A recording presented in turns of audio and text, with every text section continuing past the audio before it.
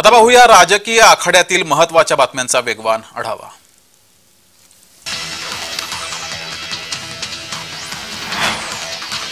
गेल्या अनेक दिवसांपासून गुंतागुंतीचा झालेला नाशिक उमेदवारीचा तिढा अखेर सुटलाय। शिवसेनेच्या हेमंत गोडसे यांना महायुतीची उमेदवारी जाहीर केली गेली आहे। गुरुवारी हेमंत गोडसे आपला उमेदवारी अर्ज दाखल करणार आहेत।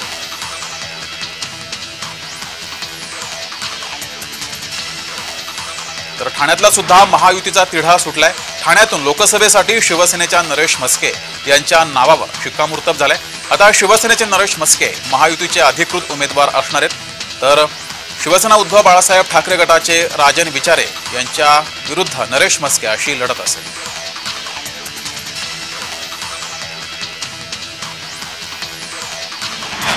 कल्याण लोकसभेसाठी महायुतीचे उमेदवार म्हणून कल्याणचे विद्यमान खासदार डॉक्टर श्रीकांत शिंदे यांच्या नावाची अधिकृत घोषणा केली गेली आहे। यानंतर डॉक्टर श्रीकांत शिंदे यांनी मुख्यमंत्री एकनाथ शिंदे, उपमुख्यमंत्री देवेंद्र फडणवीस यांचे आभार मानले। यावेळेस बोलताना डॉक्टर श्रीकांत शिंदे यांनी माझी आणि ठाण्यासाठी नरेश म्हस्के यांच्या नावाची अधिकृत घोषणा झाली आहे। हे दोन्ही शिवसेनेचे हक्काचे मतदारसंघ आहेत असं मत व्यक्त केलं आहे।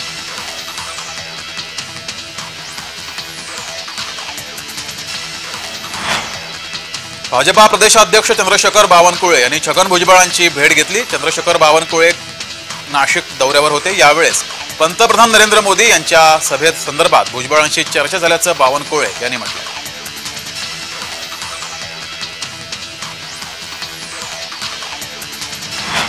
भाजपा प्रदेशाध्यक्ष चंद्रशेखर बावनकुळे यांनी मराठा विद्या प्रसारक समाज शिक्षण संस्थेच्या माजी सरचिटणीस निलिमा पवार यांची भेट घेतली। यावेळेस भाजप नेत्या आणि निलिमा पवार यांच्या आई अमृता पवार ह्या देखील उपस्थित होत्या।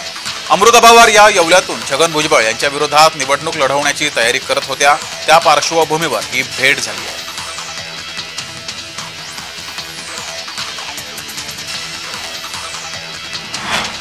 शिवसेनेचे प्रवक्ते उपनेते डॉक्टर राजू वाघमारे यांनी संजय राऊत यांच्या आरोपांना रोखठोक उत्तर दिले। संजय राऊतांच्या पायाखालची जमीन घसरली आहे। शिवसेना आमची आहे, आम्ही कुणाचं ऐकत नाही। राऊतांची वायफळ बडबड बंद करणं गरजेचं आहे असा इशारा सुद्धा राजू वाघमारे यांनी दिला।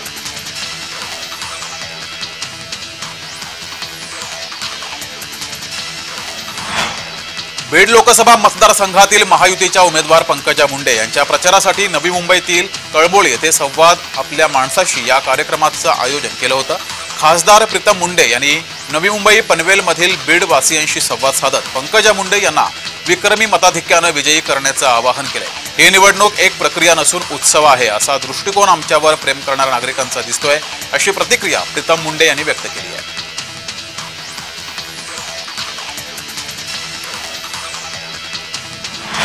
कल्याण लोकसभेत शिवसेना उद्धव बाळासाहेब ठाकरे गटाला मोठं खिंडार पडलंय। डोंबिवली शहर प्रमुख विवेक खामकर यांच्यासह महिला जिल्हा संघटक कविता गावंड आणि कल्याण पूर्वेतील माजी नगरसेवक पुरुषोत्तम चव्हाण यांनी मुख्यमंत्री एकनाथ शिंदे आणि माजी खासदार डॉक्टर श्रीकांत शिंदे यांच्या उपस्थितीमध्ये शेकडो पदाधिकाऱ्यांनी शिवसेनेत प्रवेश केलाय।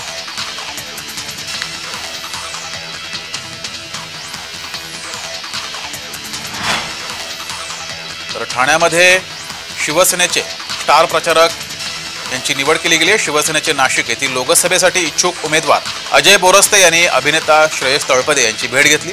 यावेळेस महायुतीच्या प्रचारासाठी श्रेयस तळपदे स्टार प्रचारक असणार आहेत। महायुतीच्या सभांमध्ये श्रेयस तळपदे हजेरी लावतील, तसंच प्रचार सभेत देखील श्रेयस तळपदे उपस्थित राहणार आहेत।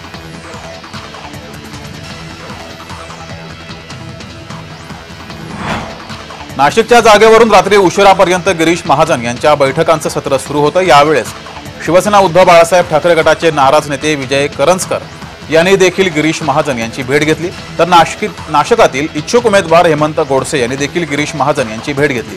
जवळपास 1 तास चर्चा केली। हेमंत गोडसे यांना उमेदवारी मिळाली आहे।